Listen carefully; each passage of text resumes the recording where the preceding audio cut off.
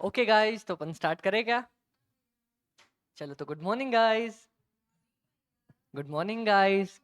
आप लोग कितने अच्छे लग रहे हो बैठे हुए। कितने सारे लोग हैं आज। आज इतने सारे लोगों के बीच में बहुत मजा आ रहा है हमें। तो कल हमारा ना इन्वेंट्री का थोड़ा सा पार्ट रह गया था, जिसमें हम एडजस्टेड सेलिंग प्राइस मेथड कर रहे थे। ठीक है। सो ये वाला पार्ट ना बहुत ज्यादा इजी है, जिसमें सिर्फ हमसे एक ही चीज पूछती है। अच्छा, पता है मैं किसी भी टॉपिक को ऐसा क्यों बोलता हूँ बहुत ज्यादा इजी है? क्योंकि दिमाग को लगना चाहिए यार आसान है। अगर पहले ही बोल देंगे भारी है तो दिमाग पहले ही हवा बना लेगा कि बहुत ज्यादा भारी चीज है। देखो। हाँ। नहीं, फिर तो सारे फिर इजी टॉपिक भी तो इजी है ना। चलो। देखो, इसमें ना सिर्फ इजी मैं क्यों बोल रहा हूँ बताता हूँ। हमारे पास ग्रॉस प्रॉफिट होता है क्या? ठीक है। अच्छा, ये बताना आप लोग, अगर मैं सेल्स में से ग्रॉस प्रॉफिट माइनस करता हूं तो क्या आता है? अभी कभी अपन ने पढ़ा था, सोच के देखना। कॉस्ट ऑफ गुड सोल्ड, है ना? ठीक है। अच्छा, क्लोजिंग इन्वेंट्री मेरी कॉस्ट पे होती है सेलिंग प्राइस पे? कॉस्ट पे। तो अगर ये सेलिंग प्राइस पे दी हुई है मेरे पास इन्वेंट्री, तो मैं सीधा सीधा अगर इसमें से जीपी रेशियो मतलब जीपी प्रॉफिट माइनस कर दूं, ग्रॉस प्रॉफिट माइनस कर दूं अपना, तो मेरे पास inventory at the rate of cost आ जाएगी। बस इस फॉर्मूले में इतना ही तो करके आना है। हमारे इन्वेंट्री हमें दी होगी, उसमें से जीपी रेशियो माइनस करके आना है। हाँ, वो अलग बात है, जीपी रेशियो भी हमें ही निकालना पड़ेगा। बस वो थोड़ा सा एक ट्रिक है हमारे पास। ठीक है क्या? ठीक है क्या? कोई दिक्कत? हाँ, अभी तक ठीक है। चलो, तो स्टेप्स लिखिएगा इसके। पता है स्टेप्स, मैं स्टेप्स ना किसी भी चीज के आपको इसलिए लिखाता हूँ क्योंकि जब भी अपन किसी क्वेश्चन को अप्रोच करेंगे तो भाई पता होना चाहिए मेरे को, भाई ये चाहिए, ये चाहिए, ये चाहिए। अब एक चीज बताओ, जैसे शर्ट बनाने के लिए दर्जी को पता है मेरे को कपड़ा चाहिए, सुई चाहिए, धागा चाहिए, बटन चाहिए, बस इन चार चीजें मैं बना लूंगा ना। एग्जैक्टली स्टेप्स लिखने से ना अपने को ये फायदा होता है कि मेरे को पता होता है कि भाई मेरे को ये चाहिए, जैसे ही मिल जाएगा मैं क्वेश्चन स्टार्ट करूंगा, खत्म करूंगा, डन। चलो, तो सबसे पहला स्टेप लिखो। Step one, find inventory at the rate of selling price. अच्छा, मैं बोलूंगा क्या find inventory at the rate of cost?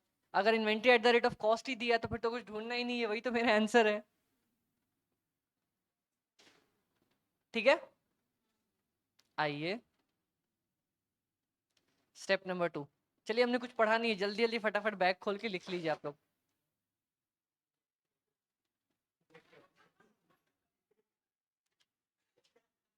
अच्छा, वैसे ना आज भाई ने आके ना गलती करी है, क्योंकि भाई ने, हाँ, क्योंकि जिसने आज टेस्ट नहीं दिया था, आज वो बाकी बच्चों को चाय पिलाएगा ब्रेक में।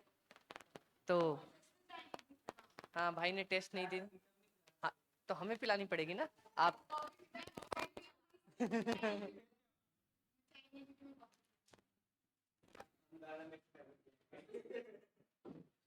चलो चलो।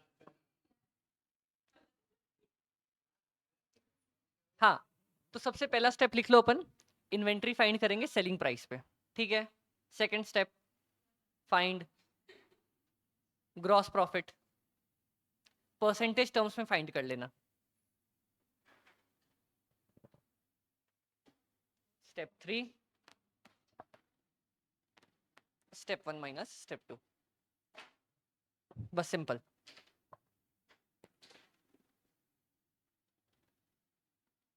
चलो चलो, लिख लो फटाफट। जय श्री राम।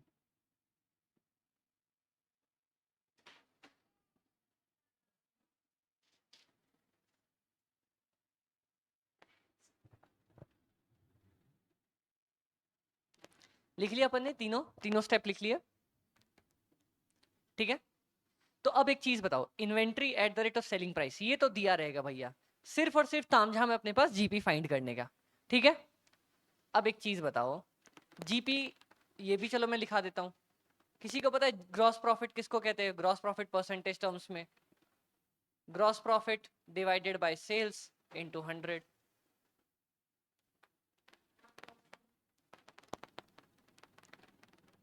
ये भी एक प्यारा सा फॉर्मूला है।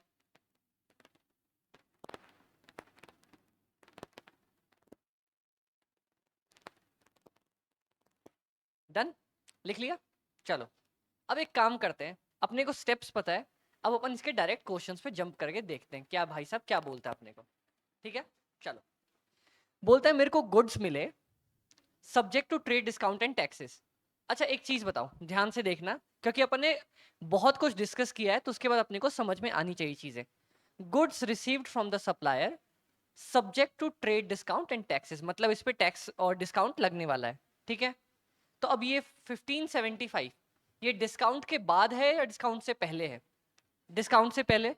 डिस्काउंट से पहले क्योंकि बोला है कि इस पे टैक्स और हमारा डिस्काउंट लगने वाला है। समझ में आया? डन। चलो अब एक चीज बताओ, डिस्काउंट टैक्स से पहले लगता है या टैक्स के बाद? आप लोगों ने इतनी शॉपिंग करी होगी, सोच के देखो। पहले डिस्काउंट करके फाइनल प्राइस निकालते हैं, उसके बाद उस पर टैक्स लगाते हैं अपन। ठीक है, तो जो भाई साहब बोल रहा है वो करते चलो। 1575 उस पर डिस्काउंट माइनस करो 3%, जो भी अमाउंट आएगी उस पर ऐड करो 11%। चलो बताओ मेरे को क्या अमाउंट आएगी, फाइनल अमाउंट दो मेरे को।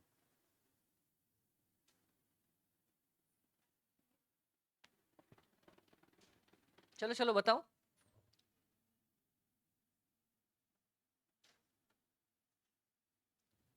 15,75,000 में से 3% तो पहले मैं डिस्काउंट माइनस करता हूँ, जो अमाउंट आ गई उस पर 11% का टैक्स ऐड कर देता हूँ। बताओ अमाउंट क्या आएगी?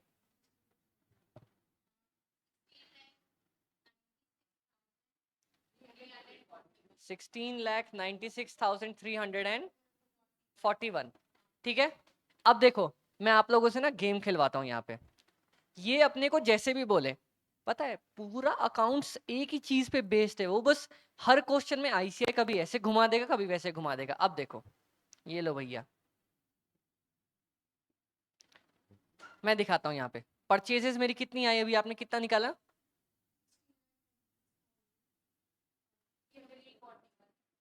ठीक है, और मेरा कुछ डायरेक्ट एक्सपेंस यहाँ पे दिया है क्या? कितना? ठीक है, डन। क्या सेल्स दी है क्या मेरी? कितनी दी है?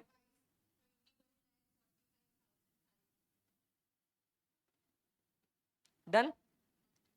अब sale price of the closing inventories मेरे पास दिया हुआ है। ठीक है, बोलता है find out the historical cost of the inventory using adjusted selling price का मेथड।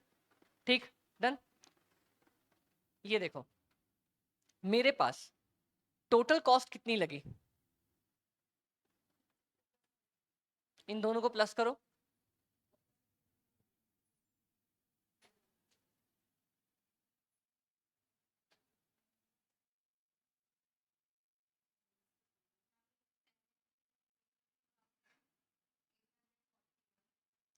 कितना? हाँ, इसका टोटल कितना आ रहा है? वाह क्या सुर में गाया है। अब अच्छा एक चीज बताओ, अब मैं वो करने जा रहा हूं जो आप लोगों ने ना जनरली नहीं देखा होगा। ये देखो, ये कॉस्ट ऑफ गुड्स है क्या?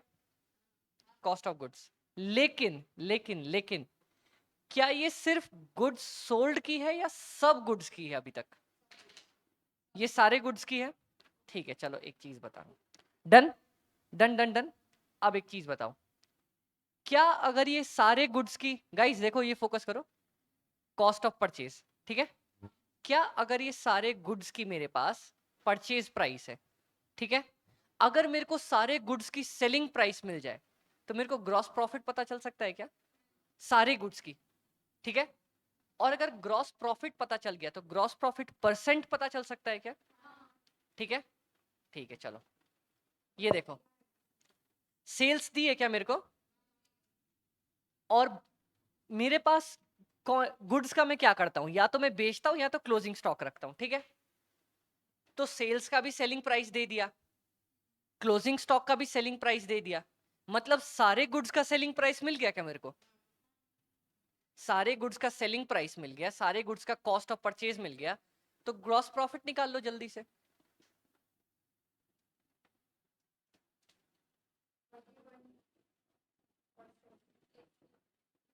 पहले बताओ ग्रॉस प्रॉफिट कितना आया।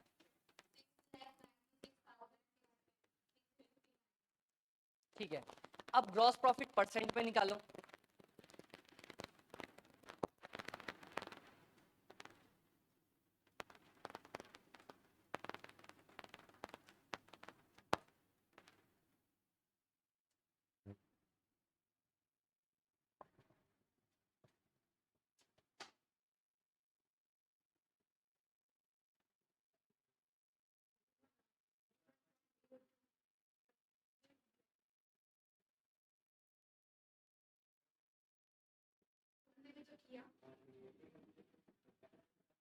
दिखाओ यार, ये ऐसे कैसे बेचारा कैसे कैलकुलेट कर देगा गलत। सोचो, ध्यान से देखो।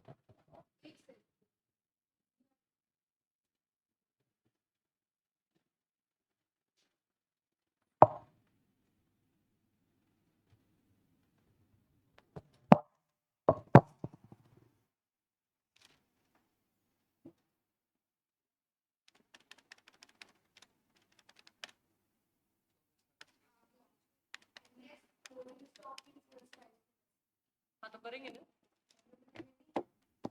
तो आप, मैंने क्या बोला, ग्रॉस प्रॉफिट ये, अच्छा आप लोग ना, मैंने इसीलिए आप लोग को सब कुछ जोर जोर से बोला था।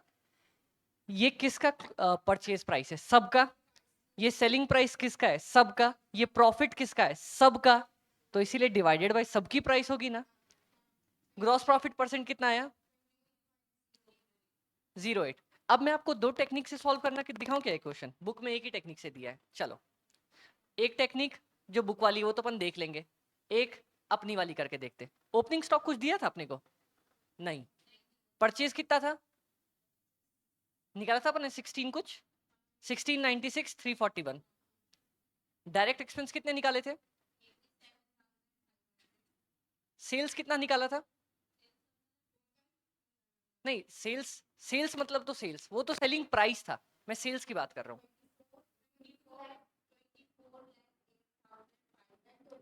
नहीं नहीं, सिर्फ सेल्स का बात कर रहा हूँ मैं। यहाँ पे आप सेल्स ही लिखते हो ना, स्टॉक तो अलग लिखते हो, 22 लाख। अब एक चीज बताओ, यहाँ जो मैं ग्रॉस प्रॉफिट लिखूंगा, आप लोग बताना ध्यान से, यहाँ जो ग्रॉस प्रॉफिट आता है वो सिर्फ सेल का ग्रॉस प्रॉफिट आता है या पूरे का ग्रॉस प्रॉफिट आता है? सेल्स का आता है, क्योंकि इन्वेंट्री तो मैं कॉस्ट पे ही लिखता हूँ ना, यहाँ पे पूरे का प्रॉफिट कैसे आएगा? ध्यान से सुनो, ये वाला अकाउंट समझोगे तब पूरा समझ में आएगा। मैंने जितना भी खरीदा था और जितना बेचा है, बेचने पे जो प्रॉफिट हुआ वो लिखता हूँ ना मैं यहाँ पे। जो मैंने बेचा ही नहीं उसका प्रॉफिट कैसे बुक कर लूं? अकाउंट्स का सबसे पहला कंसेप्ट, कभी भी होने वाली इनकम को बुक नहीं करूंगा जब तक वो होगी नहीं, लेकिन होने वाले खर्चे बुक करने पड़ेंगे पहले ही। ये पढ़ा था ना अपन ने? ठीक है, तो इस पे कितना मेरा इनकम हुआ होगा बताओ, कितना प्रॉफिट हुआ होगा? इतने सेल्स पे मेरा कितना प्रॉफिट हुआ होगा? सीधा जीपी से मल्टीप्लाई कर दो ना, जीपी परसेंट से।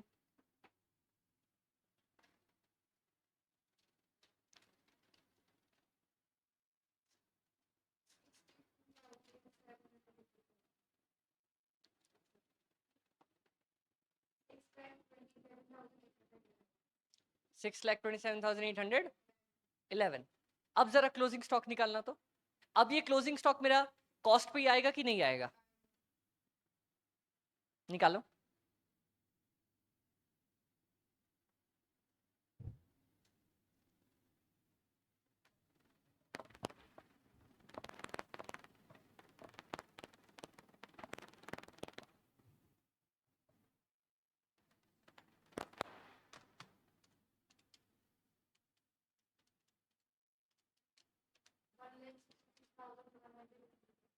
क्या आया? तो मेरे को करने दो, 16,96,341 प्लस 87,500 प्लस 627,811 माइनस 22,45,500। क्या है आंसर? आंसर क्या है अपने पास? नहीं, आंसर क्या आया?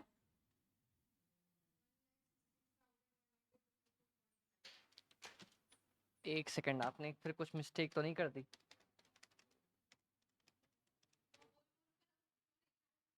आपने गलत निकाला है। जीपी 6,30,536 है।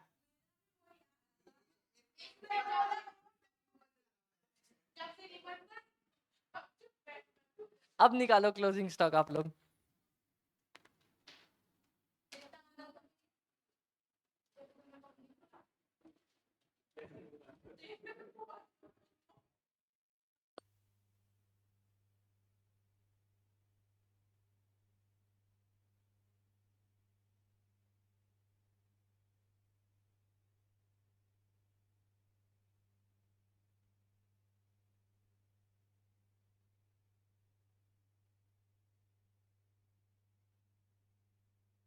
ऑफ की वजह से कुछ फर्क आ रहा है, ठीक है।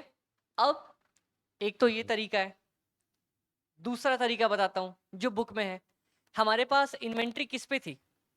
सेलिंग प्राइस पे। क्या अगर उसमें से जीपी माइनस कर दूंगा तो मेरी कॉस्ट आ जाएगी क्या? सीधा एसपी उसकी सेलिंग प्राइस में से जीपी माइनस करो। 2,35,000 माइनस 28.08%। 28 पॉइंट कितना था अपना? 28.09 माइनस करो। 2,35,000 माइनस 28.09%।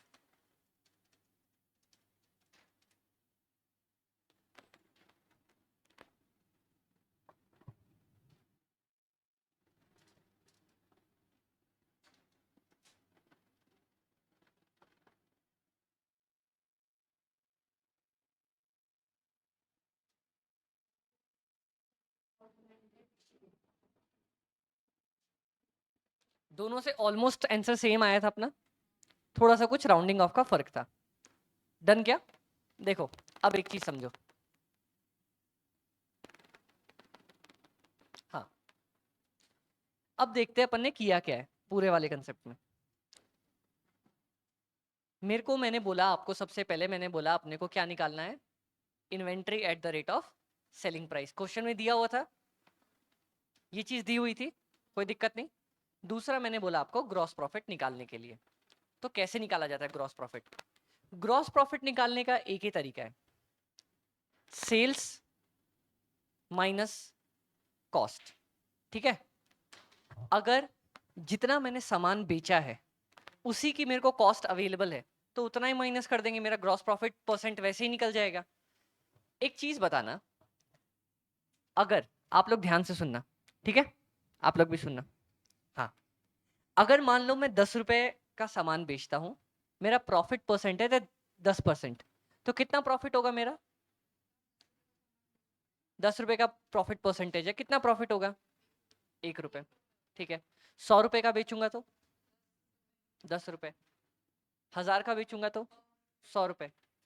तो देखो मेरा ग्रॉस प्रॉफिट बदल सकता है, प्रॉफिट परसेंटेज बदल सकता है क्या कभी? ग्रॉस प्रॉफिट परसेंटेज तो सेम रहेगा। ठीक है, तो एक चीज बताओ, अगर मेरे पास इन्वेंट्री भी मेरी सेलिंग प्राइस पे है, मैं इसमें से ग्रॉस प्रॉफिट परसेंटेज माइनस कर दूंगा, सीधी सीधी मेरी inventory at the rate of cost आ जाएगी ना। डन। तो मतलब मेरे को ग्रॉस प्रॉफिट परसेंट चाहिए सबसे पहले। कभी भी ग्रॉस प्रॉफिट उतना इंपॉर्टेंट नहीं होता जितना होता है अपने पास ग्रॉस प्रॉफिट परसेंट, क्योंकि परसेंट आ गया तो मैं किसी भी अमाउंट पे प्रॉफिट निकाल सकता हूँ, 10 रुपए पे भी निकाल सकता हूँ, 1000 रुपए भी प्रॉफिट निकाल सकता हूँ, है ना। अब ये चीज बताना, परसेंटेज हमारे लिए इंपॉर्टेंस क्यों रखती है? अब आप लोग ये सोचना, मैं आपको बोलता हूं कि मैंने 10 रुपए का प्रॉफिट कमाया, इस बात में ज्यादा वजन है, या मैंने 10% प्रॉफिट कमाया, इस बात पे ज्यादा वजन है? 10%। क्योंकि अगर यार मैं 1 करोड़ रुपए पे 10 रुपए का प्रॉफिट कमा रहा हूं तो कोई वैल्यू है क्या उस चीज की? कुछ भी वैल्यू नहीं है।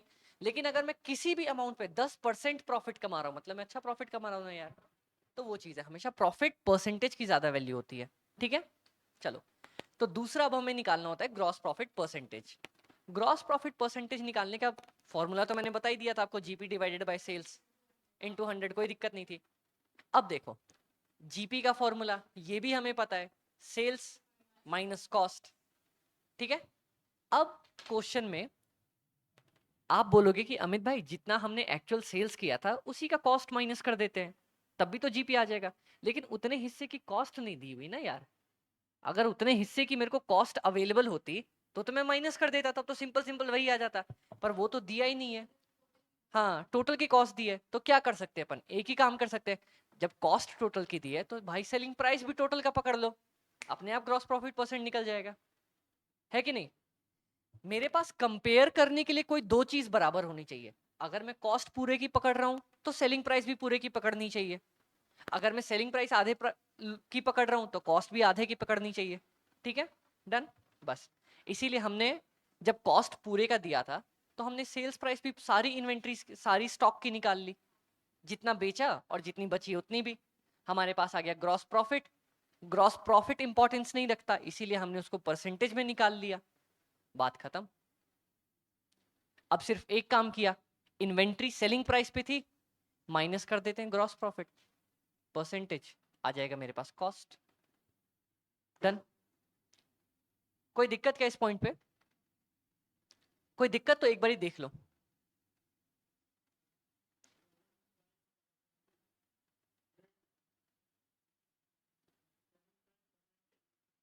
सेलिंग प्राइस परसेंटेज का जीपी परसेंटेज,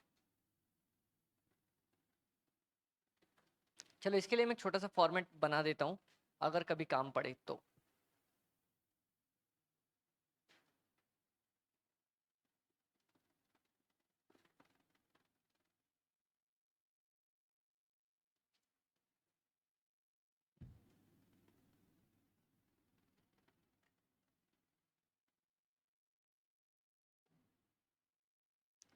अच्छा चलो, ये तो आप सब लोग जवाब दोगे। अगर टैक्स का मेरे को क्रेडिट ही मिलने वाला है तो जोड़ूं क्या, नहीं। ठीक है,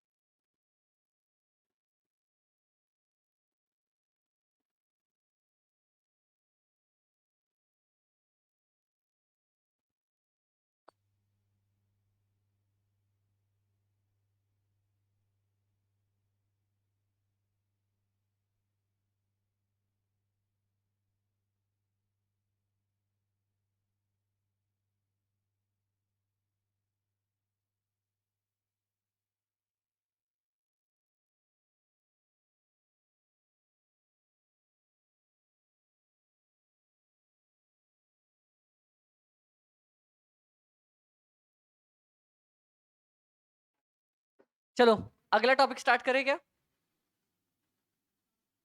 अगला क्वेश्चन, टॉपिक क्या, अगला क्वेश्चन। अब देखो भाई लोग, चलो चलो चलो फटाफट फटाफट फटाफट देखो, फिर से देखो। ये देखो, सेल्स दी है क्या अपने को, क्लोजिंग इन्वेंट्री भी सेलिंग प्राइस पे दी है क्या। ठीक है। अब कॉस्ट ऑफ परचेसेस, ये सिर्फ सेल्स की दी है या सबकी दी है, सबकी दी है। ठीक है, तो भैया सबसे पहले मेरा काम है, मैंने क्या बोला था, सबसे पहले क्या ढूंढेंगे अपन, inventory at the rate of selling price. दिया है क्या मेरे को, हाँ दिया है, चलो पहला स्टेप डन। दूसरा स्टेप, ग्रॉस प्रॉफिट निकालते हैं। सेल्स मेरी कितनी हो जाएगी, 2 लाख प्लस 50,000, सारी सेल्स लेंगे ना अपन, माइनस कॉस्ट करते हैं, कॉस्ट है कितना, 2 लाख, ग्रॉस प्रॉफिट आया मेरा 50,000। ग्रॉस प्रॉफिट से काम नहीं चलता, अपने को चाहिए ग्रॉस प्रॉफिट परसेंटेज। तो 50,000 डिवाइडेड बाय 2.5 लाख रुपए, कोई भी 2 लाख रुपए करके मत आ जाना, सेल्स पूरी ले रहे हैं अपन, इंटू 100, ये आ रहा है मेरा 20%। आया क्या अपने पास, बस आखिरी स्टेप क्या है, 50,000 माइनस 20%, लियो भैया, 40K।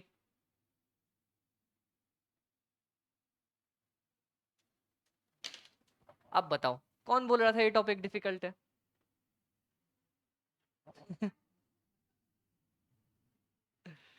इजी है ना? इसीलिए मैंने पहले आपको स्टेप लिखवाया, ताकि अपने को पता रहे कि अपने को क्या चीज चाहिए, और बस वो चीज ढूंढ के निकाल लेंगे, हो गया काम खत्म। अपना सारा सॉल्यूशन क्वेश्चन के अंदर ही दिया होगा, बस हमें ये पता होना चाहिए निकालना कैसे चीज। डन। सीधी उंगली से नहीं तो टेढ़ी उंगली से। है? हाँ, तो लेट क्यों आए आप लोग? लेट क्यों आए? हाँ, हमने शुरू से पढ़ा था। पता है आज क्या क्या हुआ? आज तो क्लास में डांस भी हुआ, बहुत कुछ हो गया क्लास में। आप लोग नहीं आए। हाँ नहीं, वो तो दोनों मिलके पिला देंगे, उसमें क्या है। चलो, तो फिर अपना मतलब ये चैप्टर खत्म होना इन्वेंट्री वाला। अच्छा गाइस गाइस गाइस देखो, पता है अभी क्योंकि अपनी रिवीजन क्लास है, अपन पूरा शुरू से कर नहीं रहे, तो रिवीजन क्लास में मेरा मेन फोकस है कि आपका कंसेप्ट सारे क्लियर करवा दूं। आपका काम सिर्फ एक ही चीज है, जिस टॉपिक पे आपको डिफिकल्टी, जैसे इस टॉपिक पे डिफिकल्टी है, कुछ मत करो, previous year question paper download करो और सिर्फ कंट्रोल F करके सर्च मारो एडजस्टेड सेलिंग प्राइस। अगर कोई क्वेश्चन दिखता है बनाओ, बन जाए ठीक है, नहीं बने मेरे से पूछ लो, बात खत्म। डन? डन क्या? चलो, अब अगला हमारे पास बीआरएस है। बीआरएस से पहले 2 मिनट का ब्रेक, उसके बाद बस बीआरएस स्टार्ट करेंगे।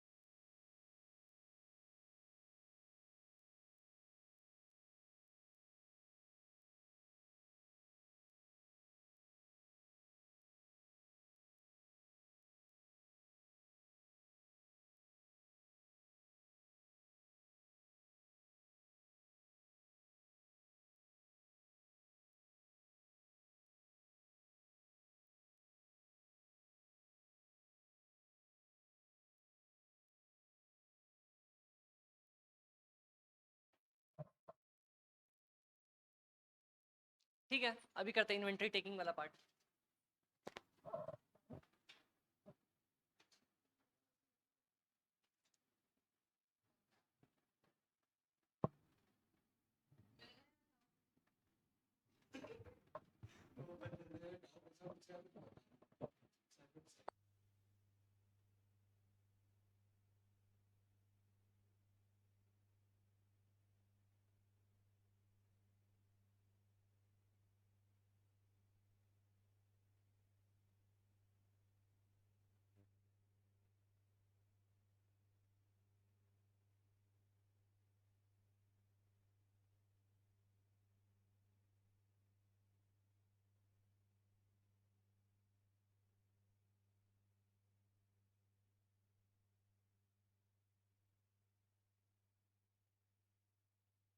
मेरे को कोई पिंग कर देना, बस मैं डाल दूंगा। नहीं, शाम में जैसे ही पिंग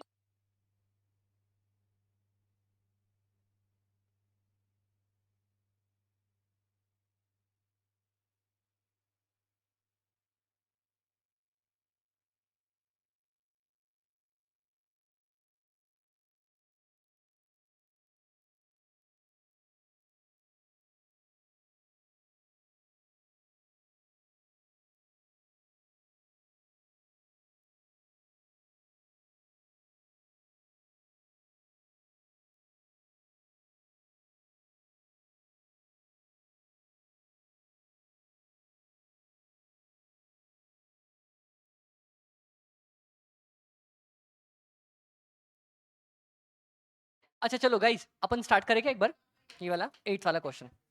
देखो, अच्छा एक चीज बताओ आप लोग, जो अपना ग्रॉस प्रॉफिट होता है, जो अपन ग्रॉस प्रॉफिट करते हैं, वो नॉर्मल प्रॉफिट होता है या एबनॉर्मल प्रॉफिट होता है अपना? नॉर्मल होता है, एबनॉर्मल तो नहीं होता ना। ठीक है, कोई एबनॉर्मल होता है तो अपन उसको एक बार साइड करके रख देते हैं, ठीक है। चलो ठीक है, अब आप लोग अपन बनाना ये स्टार्ट एक बार देखते हैं। अपनी ओपनिंग इन्वेंट्री थी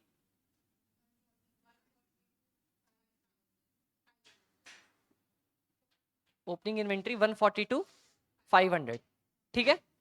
लेकिन अब देखना, अब देखो गाइस गाइस गाइस, ये देखो, at the time of valuing inventory as on 31st March, मतलब बोलते हैं जो अपनी ओपनिंग इन्वेंट्री थी ना, a sum of 17,500 was written off on a particular item which was originally purchased for 50,000। मतलब हमने उसको 50,000 का खरीदा था, ठीक है, और उसको उस पे हमने 17,500 राइट ऑफ कर दिया, ठीक है। तो अब उसकी वैल्यू कितनी बची? 32,500। हमने उसको बेचा कितने पे? Sold during the year for 45,000, ठीक है। अब एक चीज देखना, 45,000, अपना नॉर्मल प्रॉफिट परसेंट कितना है? 20,000। किस पे, सेल्स पे या कॉस्ट पे? On sales. तो अगर मैंने 45,000 बेचा है तो उसकी कॉस्ट कितनी होनी चाहिए थी? निकालो तो जरा।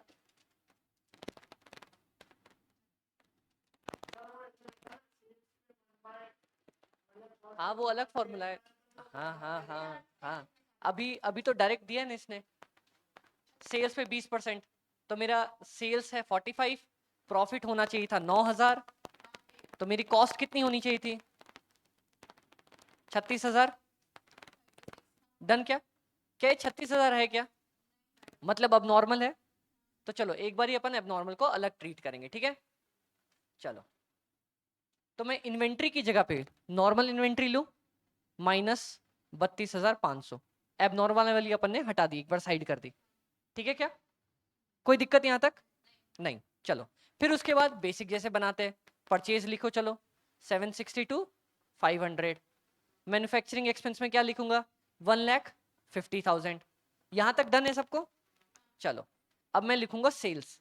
अब क्या इस सेल्स में वो 45,000 की नकली गलत वाली सेल्स इंक्लूड होगी? तो यहां लिखना कितना चाहिए मेरे को? 12 1 2 1 2 3, ओरिजिनल सेल्स ये इंक्लूड करनी चाहिए, और यहाँ पे क्लोजिंग मेरा आ जाना चाहिए। आ जाना चाहिए क्या? क्योंकि मैंने ओपनिंग से भी हटा दिया, सेल से भी हटा दिया उसको। डन। अब बताओ मेरा जीपी कितना आना चाहिए? 20% है 12 लाख का, निकालो।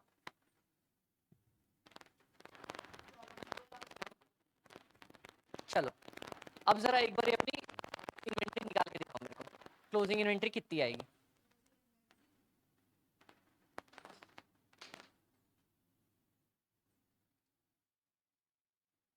एबनॉर्मल तो मैंने पहले ही साइड करवा दिया आपसे।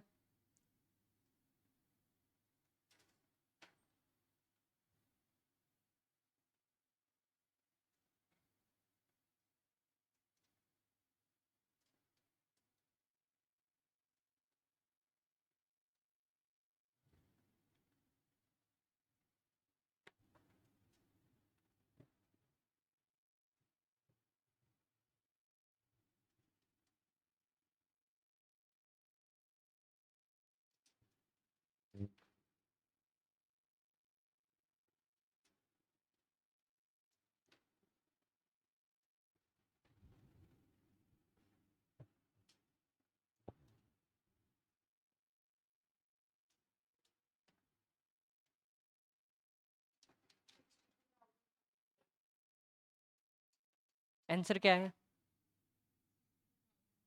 उसने बेमतलब इतना ड्रामा करके लंबा चौड़ा लिस्ट बना के दिखाया ना, अपन ट्रेडिंग अकाउंट से भी बना सकते थे इसको तुरंत। अब ट्रेडिंग अकाउंट से समझ में आया या कोई दिक्कत आई? नहीं, कोई कंफ्यूजन है तो पूछो एक बारी।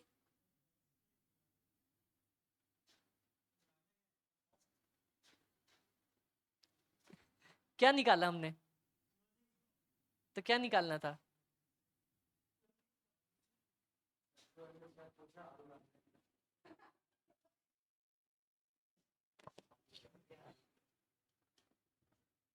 डन। कोई कोई कंफ्यूजन है क्या? कुछ अजीब सा लग रहा है क्या कि अब क्या अपन? हाँ हाँ, क्या कर दिया ये हमने कुछ अजीब सा?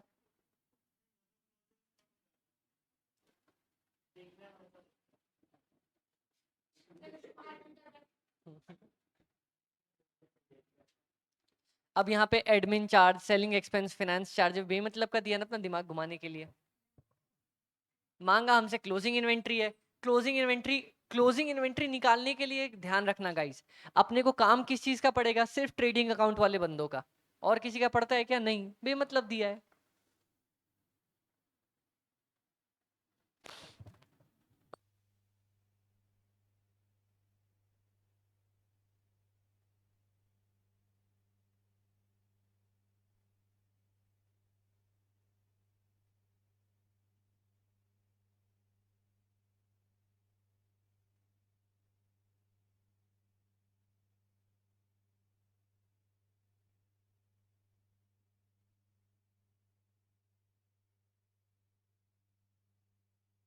क्या वो आपको क्या नहीं समझ आया? बताओ, नहीं बताओ बताओ, क्या नहीं समझ में आया?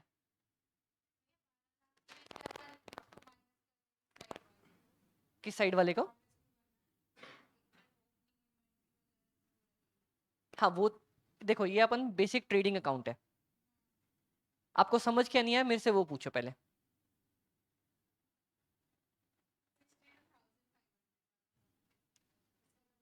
अच्छा रुको, अब यहाँ पे आपको थोड़ा हौच पौच दिख रहा होगा, रुको।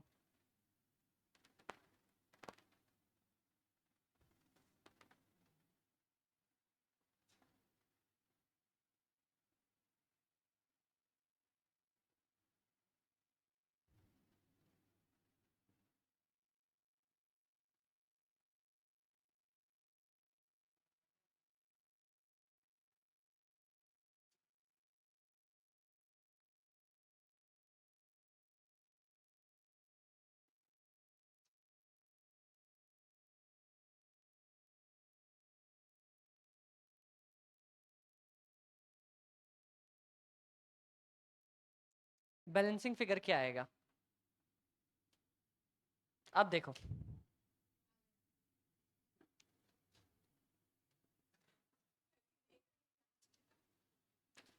अब समझ में आया? अब कोई ये पूछेगा कि अपन ने इन दो टेढ़े-मेढ़े आइटम्स को साइड क्यों किया? क्योंकि यार ये एबनॉर्मल आइटम्स है। हमारा नॉर्मल प्रॉफिट नॉर्मल चीजों पे निकलता है, तो एबनॉर्मल साइड कर दो यार। वरना अगर एबनॉर्मल को साइड नहीं करता तो यहाँ भी इसका बेमतलब का ट्रीटमेंट हो जाता, यहाँ भी इसका ट्रीटमेंट बेमतलब का होता, मेरा जीपी भी बढ़ा हुआ था। जबकि हम कमा रहे थे 20%, पर इस पे मैंने 20% कमाया है क्या? नहीं, इस पे तो मैंने कुछ ज्यादा कमाया है, इसीलिए इसको मैंने साइड कर दिया बेचारे को। डन। चलो ठीक है, समझ में आ गया? चलो बहुत अच्छे। अब अपन बीआरएस स्टार्ट करेंगे। अब बीआरएस जैसे ही स्टार्ट करेंगे 5 मिनट के अंदर बीआरएस खत्म हो जाएगा मेरा। उसके बाद हम सिर्फ क्वेश्चन ही क्वेश्चन करेंगे। बीआरएस में ना एक ही क्वेश्चन आता है ना हमारे पास बीआरएस का एग्जाम में। मैं आपको एक ट्रिक बताऊं क्या? अगर हंसोगे नहीं तो। चलो, हाँ वही तो बता रहा हूँ।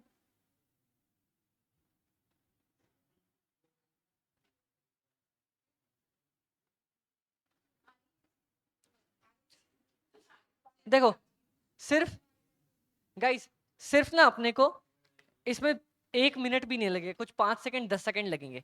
ये बनाया ना एग्जाम में रफ पे, ठीक है? बस। अब बनाया ना कैश बुक और पासबुक। अब इसके बाद जैसे भी बोलेगा वो करते चले जाना, कभी भी दिक्कत नहीं आएगी। एक बार ये बस बना के आ जाना एग्जाम में, साइड पे पेपर पे बना लो या कुछ भी कर लो।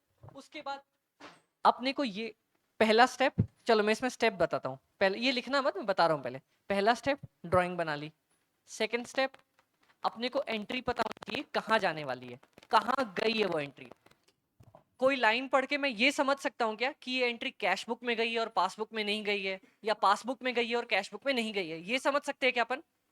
ये समझ सकते हो? ठीक है, done. Find out where entry past and where missing. Done क्या? थर्ड स्टेप, जिसका बैलेंस नहीं दिया होता है, ठीक है, जिसका बैलेंस नहीं दिया होता है उसको तो साइड रहने दो, जिसका बैलेंस दिया होता है उसको मूव करना स्टार्ट कर दो। स्टार्ट मूविंग, मूविंग मूविंग, ऊपर नीचे बढ़ाना घटाना। वेलकम वेलकम वेलकम मूवी देखिए, अब तू उठाएगा। Start moving,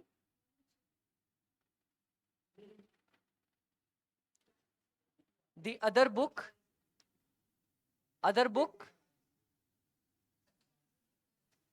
whose balance is given। बस मैंने बोला ना, सिर्फ 3 लाइन का बीआरएस है अपना। ये 2 बना लिया अपने ड्राइंग। अपने को मान लो कुछ 6-7 एंट्री दी होगी, अपने को पता होना चाहिए एंट्री क्या कहाँ जाती है। ये एंट्री कैश बुक में गई है, पासबुक में नहीं गई है, ये एंट्री पासबुक में गई है, कैश बुक में नहीं गई है, ये पढ़ के पता कर लो।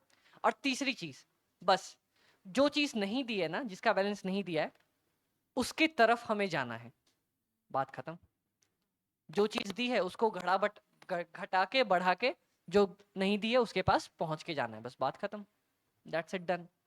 सिर्फ 3 स्टेप्स में हमारा पूरा खत्म हो जाएगा,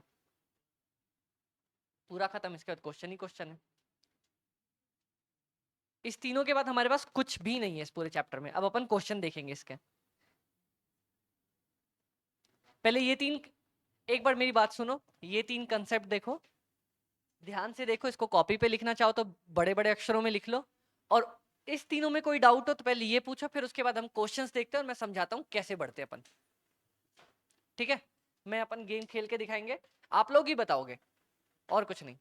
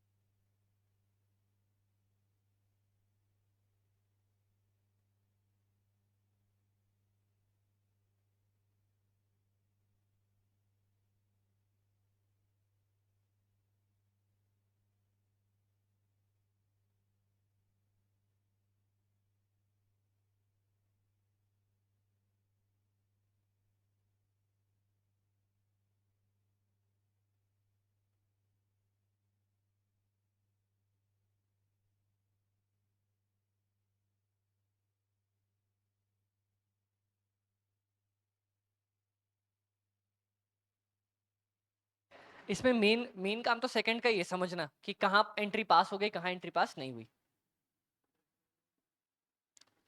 पता है गाइस, मैं एक चीज आप लोगों को बताता हूँ। आप लोग के लिए एक और होमवर्क है आज। चलो बोलोगे होमवर्क ही होमवर्क दे रहे, करवा कुछ भी नहीं रहे। इसमें ना बीआरएस के, मैं लिटरली बीआरएस के बोल, सारे क्वेश्चंस ढूंढ लेना, सारे क्वेश्चंस, जितने क्वेश्चंस दिए हैं यहाँ पे, जो मैं स्कैनर दूंगा उसके भी ऑलमोस्ट मैं बताता हूँ। जब हर एक क्वेश्चन कर लोगे ना, मैं बताता हूँ गिनती के 15, सिर्फ 15 ऐसे सेंटेंस आएंगे या 10 ऐसे सेंटेंस आएंगे जो नए दिखेंगे अपने को। अब जैसे कोई बाकी सेंटेंस तो यही होगा कि अपनी पासबुक में एंट्री पास हो गई, कैश बुक में नहीं हुई है, उसने डायरेक्ट बैंक में डिपॉजिट कर दिया, डिस्काउंट चार्ज हो गया, ये चार्ज नहीं हो, ये सब चीजें तो समझ में आती हैं। कुछ ऐसा 10 लाइन होगी, लाइन मतलब स्ट्रेट लाइन, ऐसी 10 लाइन होगी जो नई होगी, कंफ्यूजिंग होगी, समझ में नहीं आएगी। वो 10 लाइन को बस कॉपी पे लिख लेना, 5 बार, 2 बार, 3 बार, 4 बार, जब भी सुबह उठो उसको एक बार देख लेना, पूरा बीआरएस खत्म। कभी डाउट नहीं आएगा बीआरएस में, आ ही नहीं सकता डाउट। बेसिक एंट्रीज तो हमेशा ठीक करके आओगे, उसमें तो डाउट ही नहीं है कभी भी। बस वो 10 लाइन लिख लेना आप लोग, दैट्स इट, डन। उसमें कभी भी डाउट फिर नहीं आएगा अपने पास। बीआरएस कभी हो ही नहीं सकता, क्योंकि उन एंट्रीज के बाहर बीआरएस बनेगा ही नहीं। जब वो देख लोगे सारे क्वेश्चन, उसके बाहर बीआरएस बनेगा ही नहीं, बनेगा कुछ भी कर लो। चलो ये 3 लिख लिया क्या अपन ने। अब इसके बाद अपन कोई भी क्वेश्चन पिक कर सकते हैं। पता है इसमें ना एक चीज, ये तो मैंने आपको सबसे बेसिक वाला पॉइंट बता दिया है। एक हमें बताएगा सेम क्वेश्चन, सब कुछ सेम, एक डिट्टो सेम, बस ओवरड्राफ्ट वाला केस देगा। ओवरड्राफ्ट वाला केस सुना है किसी ने।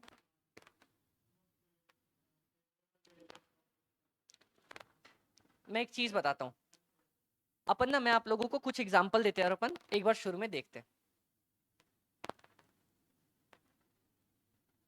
ठीक है। ये मेरी कैश बुक है, ये मेरी पासबुक है। मेरे को कैश बुक का बैलेंस दिया हुआ है, पासबुक का नहीं दिया। अब बताओ मैं छेड़छाड़ किसके साथ करूंगा? कैश बुक के साथ, जिसका बैलेंस दिया हुआ है, ठीक है, डन। कोई एंट्री है, अमाउंट है, यहां पे क्रेडिट कर दी मैंने, यहां पे क्रेडिट नहीं करी, तो क्या करूं? देखो, समझते हैं इस पूरी चीज को, ठीक है। मैंने एंट्री कैश बुक में कर दी, कैश बुक का बैलेंस बढ़ गया। पासबुक का बढ़ा क्या? नहीं बढ़ा। मैं हिलाऊंगा किसको? नहीं नहीं, बैलेंस कैश बुक का दिया हुआ है ना, तो मैं कैश बुक के साथ अभी छेड़छाड़ कर रहा हूं। तो क्या करूं कैश बुक के साथ? कम कर देता हूं कैश बुक को, ठीक है। अब बताओ, कोई एंट्री है, क्रेडिट की एंट्री, पासबुक में डाल दी, मतलब पासबुक का बैलेंस बढ़ गया, ठीक है। मेरे कैश बुक में एंट्री नहीं पड़ी, कैश बुक का बैलेंस नहीं बढ़ा, तो क्या करूं अब कैश बुक के साथ? कैश बुक को बढ़ा दो, चलो बेचारों को बढ़ा दो। कोई डेबिट की एंट्री है, ठीक है, कैश बुक में मैंने डेबिट कर दिया, मतलब कैश बुक का बैलेंस गिर गया। हर एंट्री में ना ये वाला क्वेश्चन पूछना अपने पास, मेरा बैलेंस गिरा या बैलेंस बढ़ा, बस बात खत्म। पहला क्वेश्चन, मेरा बैलेंस गिरा या बैलेंस बढ़ा, और अगले वाले के पास कैसा बैलेंस है, बस दो क्वेश्चन, ठीक है। मैंने कोई डेबिट एंट्री पास कर दी, पहला क्वेश्चन, मेरा बैलेंस गिरा या बैलेंस बढ़ा कैश बुक का डेबिट एंट्री से? बैलेंस, डेबिट एंट्री करी है भाई, गिरा ना, गिरा ना, पैसे गिरा है, गिर गया। पासबुक पे बैलेंस गिरा हुआ है क्या? अभी तक नहीं गिरा, उसमें एंट्री पास ही नहीं हुई है, तो मैं अपना बैलेंस क्या करूंगा कैश बुक का? बढ़ा दूंगा। ये देखो, शुरू में हम दोनों यहाँ पे खड़े, मैंने कैश बुक में डेबिट एंट्री पास कर दी, कैश बुक क्या हो गया? गिर गया। पासबुक गिरा क्या? अभी तक पासबुक देखना गिरा क्या यहाँ पे? नहीं, तो क्या करूंगा कैश बुक को? बढ़ा दूंगा, बात खत्म, इतना ही करना था। अब देखो, एक और एंट्री, मेरी कैश बुक है, ये पासबुक, मैंने कोई पासबुक में एंट्री पास कर दी, ये गिर गया, ठीक है। कैश बुक में वो एंट्री अभी तक पास नहीं हुई, तो मैं क्या करूंगा कैश बुक के साथ? बात खत्म। लेकिन लेकिन लेकिन यही अगर मेरे को पासबुक को छेड़ना होता, तो मैं क्या करता? तो मैं पास, बात खत्म। बस पहला एक ही दो सवाल, कौन कौन से? पहला, बैलेंस मेरा गिरा या बढ़ा, और सामने वाले का बैलेंस कैसा है, बात खत्म। कौन से दो क्वेश्चन? पहला, मेरा बैलेंस गिरा या बढ़ा, और सामने वाले का बैलेंस क्या है, खत्म। ये दोनों क्वेश्चन पूछते ही फटाफट हो जाएगा। नॉर्मल वाला केस भी, ओवरड्राफ्ट वाला केस भी। ओवरड्राफ्ट वाला केस अपन बाद में देखते हैं। ओवरड्राफ्ट वाला केस ना जनरली इसका पूरा का पूरा अपोजिट बनता है, बताऊं कैसे? या फिर कोई क्वेश्चन देखते हैं अपन पहले, फिर ओवरड्राफ्ट पे बढ़ते हैं।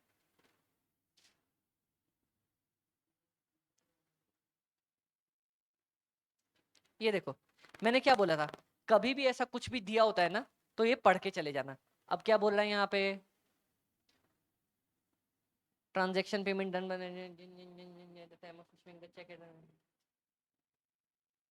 बोलता है कि ये कुछ पॉइंट्स दिए कि हमारे पास डिफरेंस किस किस वजह से आ सकता है। ठीक है यार, इतना हमें वो मत करके दिखाओ। अ, टट टट टट टट।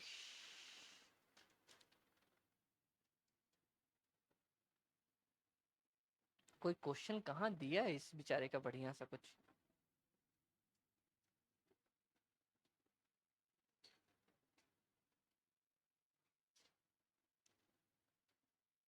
उम, उम, उम, उम, उम। ये वाला question,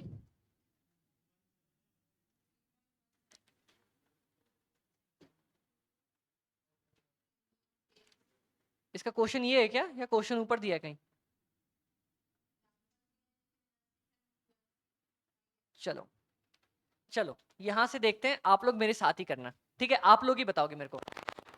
from the following particulars prepare a BRC statement for इतना। सबसे पहले बताओ बैलेंस किसका दिया है, तो मैं हिलाऊंगा किसको? कैश बुक को, बहुत ज्यादा अच्छे।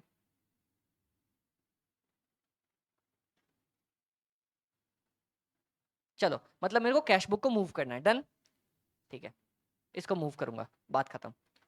अब देखते हैं, चेक इशूड, मैंने क्या बोला था, पहले अपन ड्राइंग बनाएंगे, दूसरा समझेंगे एंट्री कहाँ पे गई है या कहाँ पे नहीं गई है। Cheque issued but not presented in the bank amount to 1,36,000, इसका मतलब क्या हुआ? नहीं, इस लाइन का पहले इस लाइन का मतलब बताओ, इसका मतलब क्या हुआ, क्या है मैंने चेक की पेमेंट कर दी उसको, लेकिन भाई ने बैंक में डिपॉजिट नहीं किया, मतलब मैंने चेकबुक में तो बैलेंस गिरा दिया, अभी तक बैंक में वो गई नहीं अमाउंट, इसलिए बैंक में वो पैसा गिरा नहीं होगा। ठीक है, अब वही नॉर्मल वाला केस, पहला क्वेश्चन, मेरा बैलेंस गिर गया या बढ़ गया? मेरा गिर गया, वहां पे सामने वाले का बैलेंस क्या है, बढ़ा हुआ है, तो क्या करेंगे अपन, समझ में आया? ठीक है, अगला वाला, cheque deposited in the bank but not yet cleared, अपन ने बैंक में चेक डिपॉजिट कर दिया पर क्लियर नहीं हुआ, अब बताओ।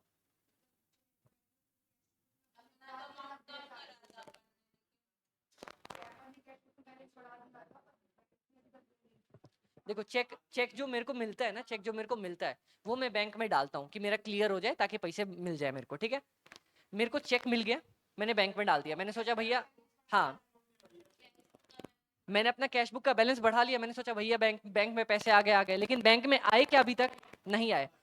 तो अब फिर से वही सवाल, शुरू वाले कुछ क्वेश्चन में सवाल पूछ के चलो, मेरा बैलेंस बढ़ा हुआ है या घटा हुआ है?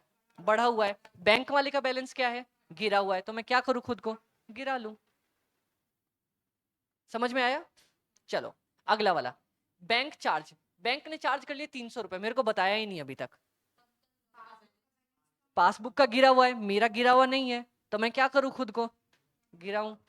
कितना गिराओगे मेरे को? अच्छा एक चीज ना ध्यान रखना, जब भी कोई बैंक चार्ज लेता है ना या इंटरेस्ट देता है, वो चुपचाप दे देता है, फोन थोड़ी करता है, कभी आपको फोन करता है, अरे सुनो तुम्हारा महीने का इंटरेस्ट दे रहा हूं मैं तेरे को, कभी फोन आया क्या बैंक से? नहीं ना, तो बैंक चुपचाप कर देता है, तो हमेशा समझ लेना कि पासबुक में एंट्री हो गई है पर मेरे पास नहीं हुई है एंट्री। ठीक है, चलो अब अगला पॉइंट, बैंक ने इंटरेस्ट क्रेडिट कर दिया, मतलब पासबुक का बढ़ा हुआ है, मेरा बढ़ा क्या, अपना नहीं बढ़ा है तो अपन को बढ़ाओ। ये देखो डायग्राम इसलिए बनाते हैं ना क्योंकि मेरे को पता रहे कि मैं किस साइड एंट्री कर रहा हूँ, क्योंकि कभी कभी जो क्वेश्चन में 7-8 एंट्री दी होगी ना, तो मैं यहाँ एंट्री करते करते इस तरफ पहुंच जाता हूँ और वो गड़बड़ करके आ जाता हूँ मैं। इसीलिए पता होना चाहिए कि मैं हमेशा कैश बुक वाली साइड पे ही एंट्री करते आ रहा हूँ, इसीलिए मैंने डायग्राम बनाने बोला था बस। अब अगला वाला, बैलेंस एज पर पासबुक बस दिया हुआ है, ये देख लो आ जाना चाहिए बैलेंस, आ गया ना, कोई दिक्कत है क्या बीआरएस में? कितना कितना बच्चों वाला खेल था ना। तो फिर चलो इसी के साथ अपन अगला वाला भी स्टार्ट करते हैं फटाफट से, bank passbook of Namrata soda balance, balance of इतना, अब बताओ बैलेंस एज पर पासबुक है या कैश बुक है? पासबुक है, तो मैं किसको मूव करूंगा, पासबुक को, बहुत ज्यादा अच्छे। यार अपन को भी कोई ऐसे बीआरएस पढ़ाता ना, मजा आ जाता। क्या हुआ? अच्छा कोई बात नहीं, बेचारा टूटला है, एक हाथ का आदमी नहीं दिखा क्या कभी? चलो ठीक है, अब मैं पासबुक को ही मूव करने वाला हूँ। चलो ऑन स्क्रूटनी, ठीक है, शी हैज इशूड चेक्स, उस बिचारी ने चेक इशू किए थे 80,000 के, उस बिचारी ने 80,000 के चेक इशू किए थे, जिसमें से 32,000, सिर्फ 32,000 ही प्रेजेंट हुए पेमेंट के लिए, कितने पेमेंट के लिए नहीं गए अभी तक? 48,000। ठीक है, तो अब बताओ बैंक का बैलेंस 48,000 से बढ़ा हुआ होगा क्या? क्योंकि कैश बुक में तो बिचारी ने पूरा ही गिरा दिया था, वहां पे 48 नहीं गिरा है, मैं मूव किसको कर रहा हूं, तो क्या करूंगा अब? यही गड़बड़ नहीं करनी है, कैश बुक का बैलेंस क्या हुआ हुआ है मेरा, 40 पूरा गिरा हुआ है, और यहाँ 48 से अभी तक बढ़ा ही हुआ है, तो इसको गिराऊंगा ना 48 से। शी पता है इसके ना क्वेश्चंस प्रैक्टिस कर लेना, इसके सारे क्वेश्चन तो कैलकुलेटर पे ही बन जाएंगे, लिखने की भी जरूरत नहीं है, बस ये जो तुरंत एक बार के लिए जो मिस्टेक नहीं हो जाती है, बढ़ाएंगे घटाएंगे, वो वाली मिस्टेक क्लियर हो जाएगी, बस कैलकुलेटर पे इसको सॉल्व कर लेना।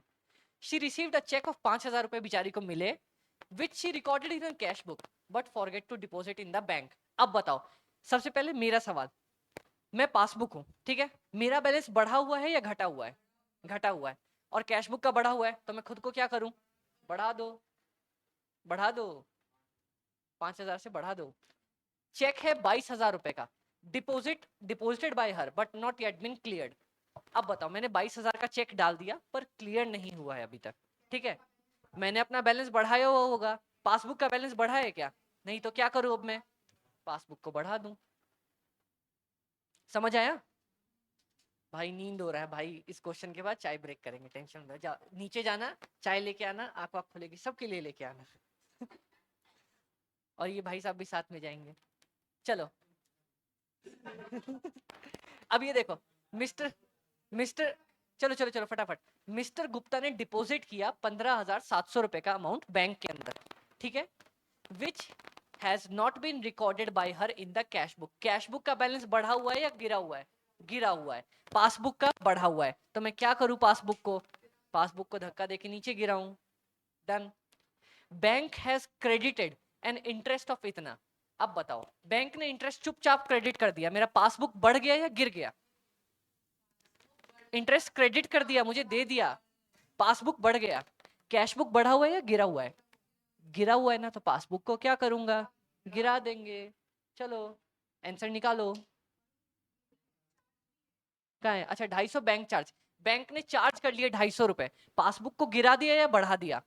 गिरा दिया। मेरी कैश बुक बढ़ी हुई है या गिरी हुई है अभी तक? कैश बुक तो बढ़ी हुई है, तो पासबुक को क्या करूं मैं?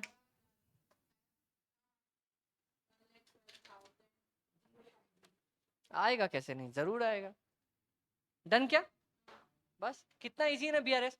ऐसे गेम खेलते खेलते हो जाएगा। इसके एक दो क्वेश्चंस करने के बाद हम इसका अपोजिट वाला पार्ट देखेंगे, जिसको बोलते हैं अपन ओवरड्राफ्ट वाला केस।